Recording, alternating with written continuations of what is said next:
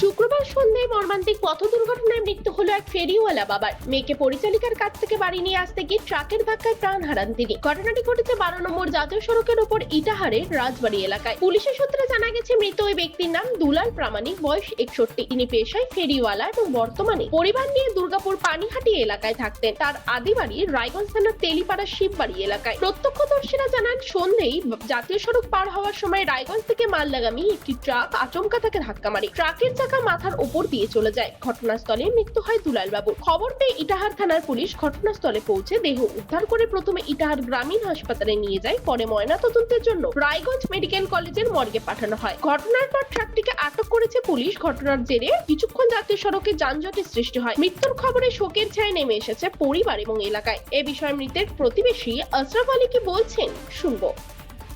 দাদা, আপনার নাম কি? আমার নাম আশরাফ আলী। কোথায় বাড়ি আপনার? আমার দুর্গাপুর ফুটবল খেলা ময়দান। যা মারা গেছে তার নাম? দুলাল প্রামাণিক। কোথায় বাড়ি এনার? ওর বাড়ি তো আগে রায়গঞ্জে ছিল, এখানটায় এখন বসবাস করে দুর্গাপুরে পাঠাটি মোড়ে। কি করেন উনি? উনি ফেরিওয়ালা। আচ্ছা, তো আজকে কি হলো সন্ধ্যাবেলা হঠাৎ? আজকে যাই হোক, ও আসছিল অভিলাষ হোটেলের ওখানটায়, রাজবাড়ি গেট অভিলাষ হোটেলের ওখানটায়। ওর মেয়েকে নিতে গেছিলো, এক বাড়িতে কাজ করে। ওর মেয়েকে নিতে গেছিলো, নিতে যায়, ওই রাস্তা ওই পার হতে যায় একটা গাড়ি আসে মারে দিয়েছিল, লরি আসে মারে দিয়েছিল। লরিটা কোন দিক থেকে কোন দিকে যাচ্ছে? লরিটা রায়গঞ্জ থেকে আসতেছিল ইটাহারের দিকে। তো এখন কোথায় এসছেন? এখন আমরা ইটাহার সদর হাসপাতালে আসছি। তারপর এখন হাসপাতালে আমরা যে যা কিছু করার করলাম, এখন আমরা ইটাহার থানায় যাচ্ছি। থানায় দেখি কি হচ্ছে, ডায়েরি করে ওকে পোস্টমর্টমে পাঠানোর ব্যবস্থা করতে। তো ইনি কি এখানে কি কাজ করতেন? এখানটা দুর্গাপুরে কাজ করতেন। তো বাড়িতে কে কে আছেন? বাড়িতে ওর মেয়ে আছে, ওর ছেলে আছে,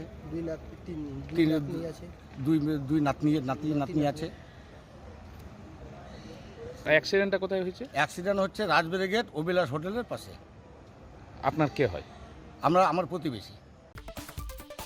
তবে চোখের সামনে বাবাকে এইভাবে প্রাণ হারাতে দেখে কান্নায় ভেঙে পড়ে মেয়ে। এখনো স্তব্ধ গোটা পরিবার। উত্তর দিনাজপুরে ইটাহার থেকে নিজস্ব প্রতিনিধি রিপোর্ট, টাইমস 14 বাংলা।